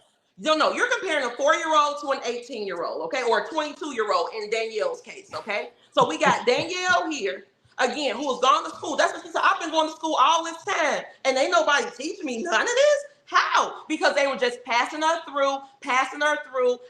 She told me, you the one who make me write. Nobody ever told me, girl, go ahead, make sure you write this, slide it back to me, fix this up, give it back to me. They are not doing that, David. I'm telling you, I'm working in a school 4 days a week, and the teacher that I'm working with is absolutely phenomenal. Okay, when I say phenomenal, like I said, AP Calculus at this poor performing school. The AP test is next week, and they are studying their butts off doing these derivatives, right? So we know that teacher is teaching. And I tell him all the time, you're so awesome, you're so amazing. I gotta, take what you're doing and push it out into the society. Let them know that we are asking for this higher level of knowledge. What he said to me is this: when I leave here, I'm afraid of what's going to happen, because I know that I'm pushing them hard. But some of my colleagues here are just going along to get along, and they are not pushing and pulling this out of them like I'm doing. I'm telling you, there was a huge drop in proficiency and Miss Rosita Chatanda talks about this all the time. Dr. Rosita Chatanda, you should have her on the show. But when CPS removed all of those veteran Black teachers, and then they brought in Teach for America, which those teachers were not properly certified or trained. You cannot go to a 6-week program and learn how to be a teacher when that is a literal degree profession, right? So we had all of these alternative teaching programs that happened under Common Core. So we had Teach for America. We had all these little off-brand programs, these people in these classrooms not prepared. So they pushed out their group of kids. Then they got rid of Teach for America. And now they got, again, these teachers who come into these schools, these low performing schools, with the promise of getting their loans forgiven. And they're only there to get their loans forgiven. Now, this is not everybody. It's not, we got some phenomenal teachers, but I'm talking about that group of teachers that's only there to push them through. I'm talking about the teachers at that school where the little girl is crimping hair instead of sitting her butt in English 2. That school, that whole environment is the bigotry of low expectations, because they don't believe that she can do better. So girl, just go in the bathroom and glue on some wigs. You'll be all right. No, that's not why she came to school. So if we want to talk about the illiteracy thing, and then on a curriculum level for us Black children, again, this is what I studied at UIC. I wrote my thesis on this. We as Black people, we need Ebonics-based ESL. What that means is everybody else, because at one point I was a tutoring supervisor out in District 88 or District 89, which is the Proviso Township. This is Maywood, Bellwood, Broadview, and a little pinch of Melrose Park. I saw that the Hispanic children were doing better on the English standardized test than the Black children. And I said, how could this be? These Spanish kids aren't even speaking English at the house, right? How are they doing this? Want to know why, friends? Because those children got formal ESL classes. The Negro did not. So you have a whole swath of people who only speak Ebonics, and then they put Ebonics grammar answers on these standardized tests. Know that as a fact. There are literal Ebonics answers put on these tests. Our children choose those answers, and now they're proficient. So what we have to do, and I did this while I was working at Prolog just to test this out, because this is when I was still getting my master's. I put on the board I be, you be, he, she, it be, they be, we be. Then I drew a line. I am, you are, he, she, it is, they are, we are. All right, y'all, give me a word. I be what? I be tired, Miss Patricia. Yes, you do. Every day I got to tell you, sit up, stretch your body out, because you do be tired. And guess what? Your grandma taught you how to speak that way, because her grandma taught her to speak that way. Ebonics is one of the oldest language forms in the United States of America, and it has value. However, when we making money, we got to speak money English, because you got to talk to more than the people in this classroom. We got to talk to people downtown. We got to talk to people in New York. We got to talk to people in London. We got to talk to people in Singapore. So if we are speaking our money English, it is I am tired. The whole class went, whoa, Miss Patricia, ain't nobody ever taught it to us like that. Let's do some more. So that's what I mean. And there's a way to structure that curriculum-wise. They did it in California in the 90s before Jesse Jackson messed it up. I think that's great. Hold on. We're getting to the end. P Rae, Patricia, we're getting to the. I appreciate that you're passionate about it. So, but I want to get to one more clip before I let you go. But what I will finally say about what you just said, I don't have any data to challenge the worth of Ebonics in a teaching environment. We don't use it. We use Ebonics to scaffold our children into standard English. Right. My little brother, hold on. Patricia, stop. Stop. You didn't let me finish. My brother went to Whitney Young. He went to Edison. When he was at WashU, he was talking to somebody in the dorm. He said, "Hey man, is your roommate woke?" He said, "What?" He said, "Is your roommate woke?" He said, "What?" He said, "Is he asleep?" He said, "Oh, Patrick, you mean awake. Is your roommate awake?" Woke is not the right word right there. He said, he said, "Wait a minute. I went to the best schools in Chicago. I went to the #1 grammar school, the #1 high school. And you mean to tell me, didn't nobody teach me the difference between woke and awake?" Mm-hmm. That's what I'm saying. So that's I understand what you're saying. So what I'm saying, money English. Right. I stipulate all of that. The only caveat that I would add is that the only reason why Ebonics is as pervasive as it is because of a cultural issue that we have allowed informal ways of communicating in the Black community to become normal. Of course it is. It's not. Wait, one of us is a cultural linguist. I'm a cultural linguist in this conversation. Patricia, David, I'm telling you, that's not true, baby. Okay, hold on. It's not true. You just said you wrote down I be, you be, correct. He be, that we be, that they is a be. form of language. It's not substandard. But it's incorrect. It is substandard. It's not incorrect. There's no such thing as, if you live outside the palace, you don't speak proper English. There is standard English that we speak in the English colonies to communicate with each other. That's what I just said. I said it's substandard. But nobody's speaking properly.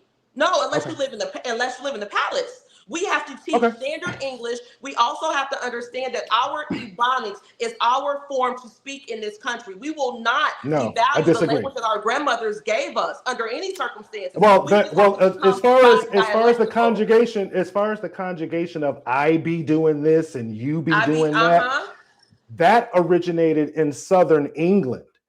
And that because the people who were in Southern England. That's not true, David, at all. Let me tell you how I know for a fact. Actually, Ebonics is the Ebonics is the anglicized form of Wolof, which is the language that they speak in Senegambia. We know that there were so many Senegambian people in America at one time that we actually have Wolof words in the American lexicon, like the word okay. Okay is not in British English. That's an American English word. Okay, so stop for a second. Wait, no, stop for a second. You got to stop. You got to stop. English by ear. It did not come from Southern England. No, that's not true. Okay, it's not true What I'll do is I'll send you the snippet that Thomas Sowell talked about. I read that book, Black Redneck. I know what that is. Right. And so what he talked about. So what he talked about. Grammatical. What he talked. I got a master's degree in this, David. Patricia. David. I'm saying to you what Thomas Sowell said. I'm not challenging what your master's degree is. That's not what the book said. I'm saying. That book said that we get our behavior from the Scots. Patricia, you got to stop. Patricia, you got to stop. Patricia, you got to stop. You got to stop. Nothing to do with language. Patricia, you have to stop. No, David, you're not telling the truth. No, what I'm saying is that the black people who are African, who were brought to this country originally, like you just said, they learned English from listening to English being spoken. Correct. So that means they learned it from white people. Correct. The white people who came over here were from the part of England where they said, we be doing this and I be doing that. That's not true. Okay. I'm telling you. So let me we don't have to talk. Wait. We don't have to. Wait. No. Wait. No. What we're gonna do is. David, can I finish my thought? I don't know because I'm gonna let the listeners. I'm gonna let the listeners. They've heard both. They've heard what you said. I didn't finish my thought. Okay, go ahead. You got 60 seconds. So in Wolof, the way that I learned Wolof very quickly in Senegal when I lived over there is because it's the same grammatically as Ebonics. So in Wolof, if you say my head be hurting, it's some of both be meti. The way that they use the word be as a verb is the same way we use it in English. Some of my both head be meti hurting. Some of both be meti, my head be hurting. It is grammatically the same as Wolof. That's what I'm telling you. And we have evidence of Wolof being spoken in the word okay. We have it in gumbo. We have it in jive. There's a plethora of Wolof words that are now a part of the English lexicon, and they are grammatically the same. And so what happened is, if you look at the history of slavery, when the slave ships first came over, they came to the Virginia colonies, okay? Those were Senegalese people and those were British people. They mixed up. Then as the country started to expand, that's when the Scots came over. That's when we went into the South. And then you got more Nigerian people who came over, which is why we look very different than the Chesapeake Negroes, right? However, because of how slavery was moving, they took those Chesapeake Negroes and they started pushing them down the coast into the South. So those new incoming Africans learned their English not only from those whites, but from other Black people who had already been here and had created their own language form. That's what I'm saying. So in order for us to fix our reading rates, our grammar, all of that stuff, we have to start with where we are at. We have to stop telling ourselves that we're not speaking well, because what that does is it harms the self-esteem of the people who are talking. I had students, David, who told me I don't talk to white folks because they act like they don't understand what I'm saying and it be blowing me. I said, sweetheart, they don't know what you're saying. They said, well, I'm speaking English. How they don't know? I said, because you speaking in a whole different dialect. You got to talk your money English with them. When I was going to grad school, I had a... Okay, I got to say, stop. He told me, do you know they tell me, what's up, Lord, every day? Are they making fun of me? I said, no, they not making fun of you. They saying like, what's up, Vice Lord? They gangbang. Patricia. He said, oh my God, that makes me feel so much better. I thought they were making fun of me because I was a white guy. So there are big gaps in this communication, and that's why we have these problems. When we took our own people out of I told you 60 seconds, so you got to stop. That's Patricia, when the gap grew. Okay. Yes, sir. Okay. Here's, I think I'll put a pin in it and say this. There is a form of, like, when you say they should be using their money English, is that what you said? Money English. Right. That's how you should speak all the time. I don't. I speak Ebonics to my child. Okay, and I'd never use Ebonics. When my daughter at the youngest, when she was 6, 7, 8, 9 years old, I spoke to her like I speak. I never talked like baby talk or spoke, slang. I speak the same way. I use the same formal way of verbal communication, and I made her come up to my level. And that has, so that when she went and finally took the ACT or SAT or whatever, when she was 14, 15, 16 years old, she scored 14, 15, 15, 25 on the vocabulary part. Regular. Because she had been learning, what'd you say, regular? Regular. For us, for people like me and you. Right, that's what you was supposed to do, Dave. But the average score for African Americans in this country on the SAT is 925. Don't compare her to that. Compare her only to the best, and the best could do a good job.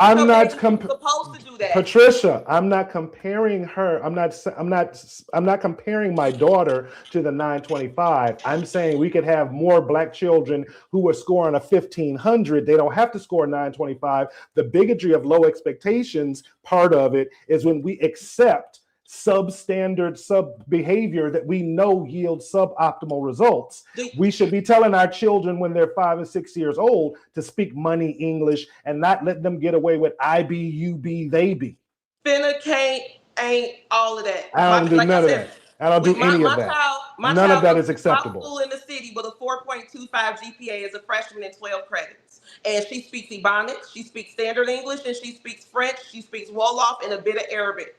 Again, what I learned because I worked in a bilingual school, and those children were speaking Wolof, but we didn't allow Wolof at the school. If you at school, you can only speak English or French in the classroom. You can play in Wolof, but in here, the expectation is Standard English and Standard French. We can do that as well, but our people don't know how to do that, David. That's what I'm telling you. I got 12 points taken off my essay at Whitney Young because I wrote the word himself 12 times. And I told my teacher, you should have. Take off 12 points. She said, you should have lost 12 points. I said, it's not. But I didn't know that, David, until I learned it in a punitive way. And that's what I'm saying. Our children don't learn that until it becomes punitive. And therefore, and I'm saying if your child, if you had your child coming home every day reading to you, you would know. I remember a friend of mine used to say, and this is going back to like when we were 18, 19 years old. And that's when the word conversate became popularized in hip hop language. And he said conversate to me. And I said to him, hey man, that's not the right word. It's converse. And he was like, you act like you always know everything, blah, blah, blah, blah, blah. Then he went to work and he said converse. And he said that the white person whispered under said under their breath, the word is converse. And he said he was embarrassed when the white person corrected him, but he wouldn't accept the correction from me. But my point is that we should not be, the bigotry of low expectations are the ones that we oftentimes place on ourselves. There's no excuse for you writing his self. If you had read a book and you were reading out loud, you would have known that the word is himself. That's all and if you read that out, so I'm just saying those are the corrections that I think we need to make. I had 2 college-educated parents, and I did not know that the word that I could not write himself. My brother had 2 college-educated parents, a mama with a doctorate degree, and he did not know the difference between woke and awake. That is not taught to us. Now, if we were reading, we did very well on our standardized tests. We know how to read, write, and count extremely well. Ray Easley made sure we knew our numbers. But what I'm saying is there has to be a way for us as a people to create this curriculum in order to scaffold our kids up, because we are the only group of people in the United States of America who have never had formal English training. Everybody else gets ESL but us. And then they're able to produce a higher level of literacy because they've always started from the bottom with standard English. We have not. That's why I'm saying we need something special. We're not like everybody else. All right. Well, let's do this. Let's end it there, because this conversation was, I didn't know it was going to go this way, but I like having these types of conversations. David, don't bring me on here to talk bad about Black folks. I don't do it. Hey, look, I'm not talking bad about Black people. I'm talking bad about where we are in comparison to where we could be or should be. The average credit, half of Black people have a credit score below 620. That's to point that out is not talking bad about Black people. It's saying Black people, get your stuff together. There are some behaviors that you can implement so that you can. No, I don't. I had a cousin of mine tell me, "Hey, cuz, guess what my FICO score is?" And I said, "What are you saying?" She said, "My FICO score." So I corrected her and I said, "No, baby, it's FICO score." And she said, "Whatever, you knew what I meant." That's how a lot of us respond. We don't accept correction. We don't pattern the best behaviors to give the best outcomes. A lot of us are doing bad, are patterning bad behaviors, and then we wonder why we get the results that we don't want. David, what do we do good? We don't want to hold each other accountable. So what do we do good, David? Tell me what Black folks do right. What do we do good? We're gonna save that for our next conversation. No, just give me 2 things before we go. What do Black folks do well? What's good about us? As a unit, as a 40-person million Negro tribe. What do we do well, Mr. Seaton? The best 10% of us are just as good as the best 10% of everybody. As a unit, what do we do well? You just told me everything we do bad. I wouldn't say.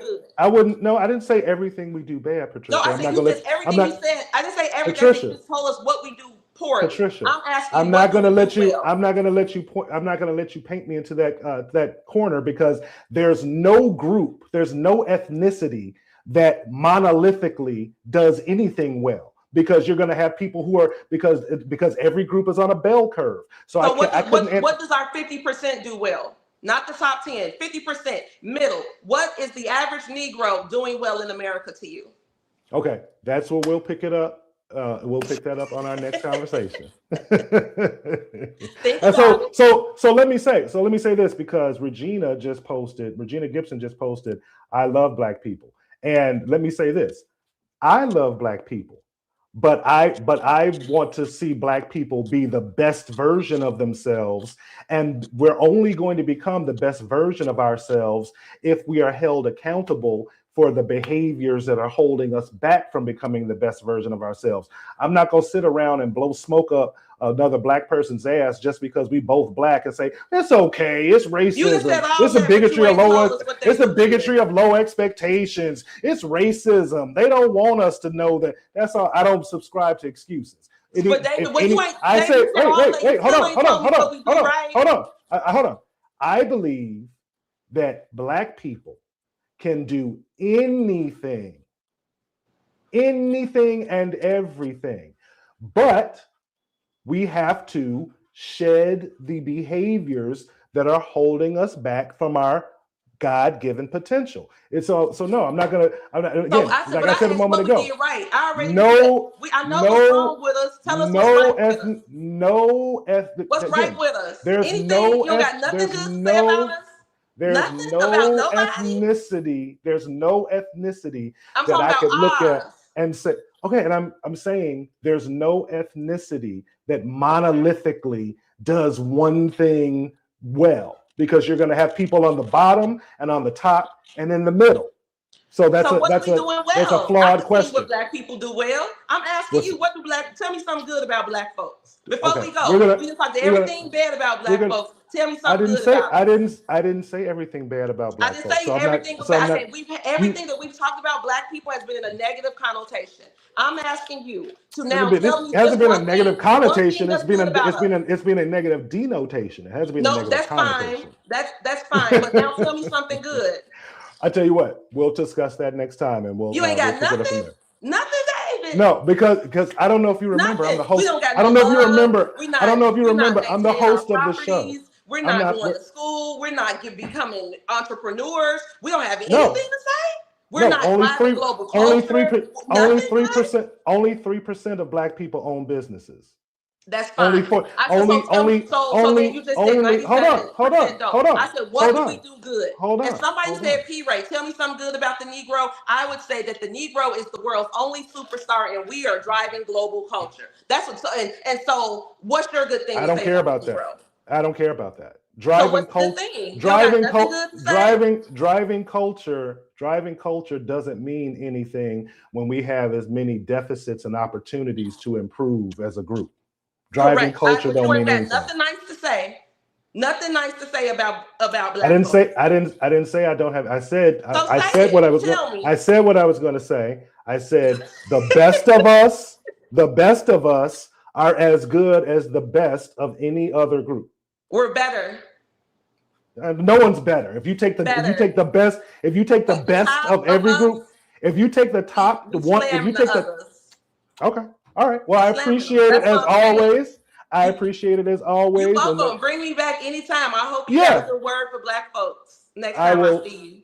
I appreciate you participating in the conversation as always. You're welcome, baby. See you. All right, darling. So again, I appreciate P Rae. I appreciate having that type of discourse. I think that's healthy to have that type of discourse. But it's a little bit, it was disingenuous to say, oh, you said all these negative things about Black people, say, one nice thing. There, again, if you take any group of people, they are on a bell curve. If you take all Asian, if you take all the people from China, you're going to have people from China who are really good at math and really bad at math. You're going to have people, if you take all people from Russia, you're going to have some people who are very good at one activity, and then you're going to have the bottom 10% who are bad at that activity. That's the same thing for any group. So again, to speak like, oh, what's the one thing that all Black people do well, I think is a disingenuous question. Because if you take human beings, any activity is on a bell curve.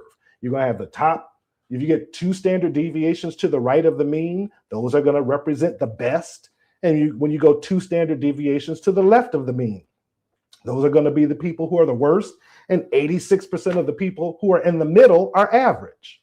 So again, interesting conversation. I was going to, let me read some of the comments because everybody was jumping in. A lot of you were jumping in.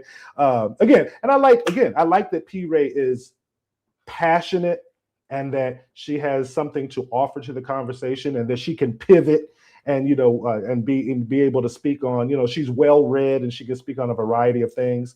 So again, I appreciate her showing up. Let's see, correctional officer posted, I have a relative that scored a 2 on the ACT. He was a basketball star. He was also given a college degree at CSU. Man, a 2. Ooh. Tread posted, Tread, she is beyond words. She's an AKA. So there, yeah, she is an AKA. Let's see. Melania Payne said, I'm sure David and his wife know how to raise their daughter. Absolutely right. And again, the thing is, again, it's unfair for any group to compare themselves to the top 1% of experiences.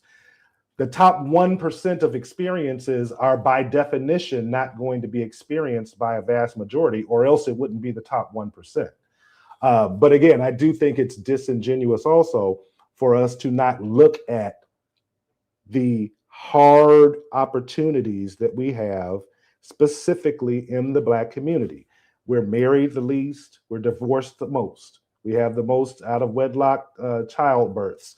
We have the lowest graduation rates. We have the lowest credit scores. We have the least amount of home ownership. We have the least amount of business ownership. We have the least amount of savings and investments. That's not a criticism. So when I say those things, there's 2 ways to look at it. P Rae heard me say those things, and she said I was criticizing Black people. I would say those are 8 opportunities for improvement. But it doesn't do us any good to ignore those 8 things that are very tangible things.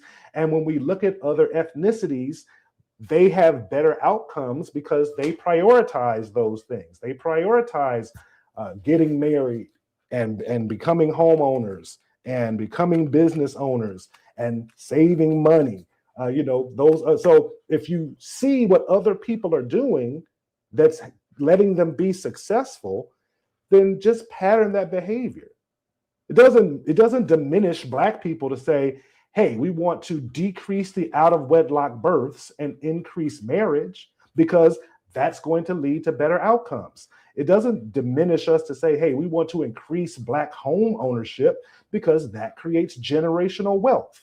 It doesn't diminish us to say we need to get our average credit scores higher because having higher credit scores gives you more access to commerce and to the financial system of the United States. So that's the way that I look at it. Again, Regina posted, great show. I love the dialogue.